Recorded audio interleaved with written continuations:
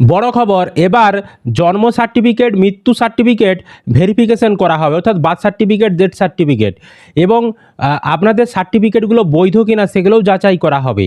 অনেক সার্টিফিকেট কিন্তু বাতিলও করা হবে। এর ফলে আপনারা সরকারি প্রকল্পের সুযোগ সুবিধা থেকেও বঞ্চিত হবেন। বিভিন্ন জায়গায় বর্তমানে পঞ্চায়েতে, পৌরসভায় দেখবেন পুলিশি অভিযান চলছে এবং এই বার্থ সার্টিফিকেট, ডেথ সার্টিফিকেটের রেজিস্ট্রেশন খাতা আর সমস্ত কিছু বাজেয়াপ্ত করে নিয়ে যাওয়া হচ্ছে। নতুন জন্ম এবং মৃত্যু সার্টিফিকেট বানানোর বিল এসেছে।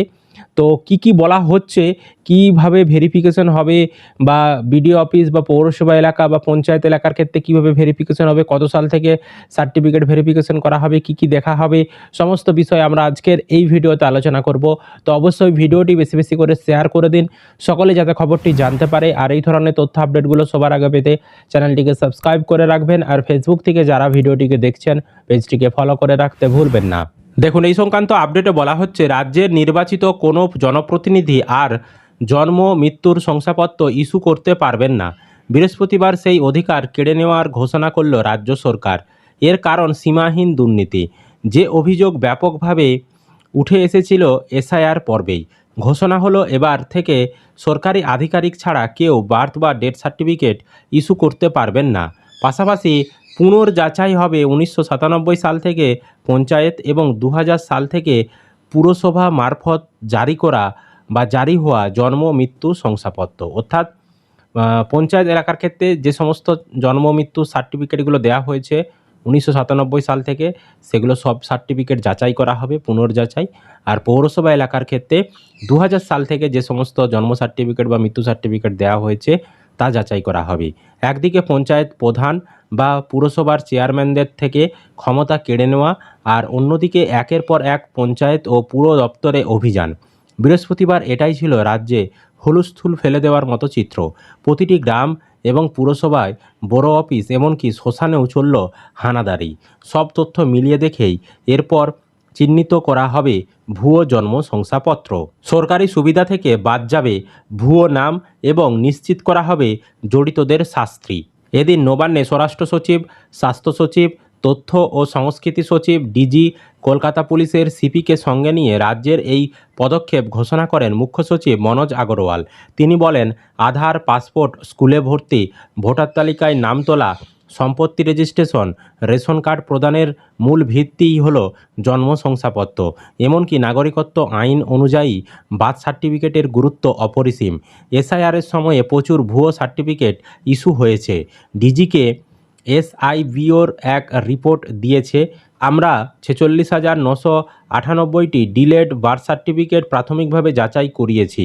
তার মধ্যে 25% অর্থাৎ 11,390টি ভুয়ো পাওয়া গিয়েছে। এছাড়াও ইতিমধ্যে ডিজিটাইজ হয়ে যাওয়া 11,24,000 শংসাপত্রের মধ্যে ভুয়ো মিলেছে 1,80,000 শংসাপত্র।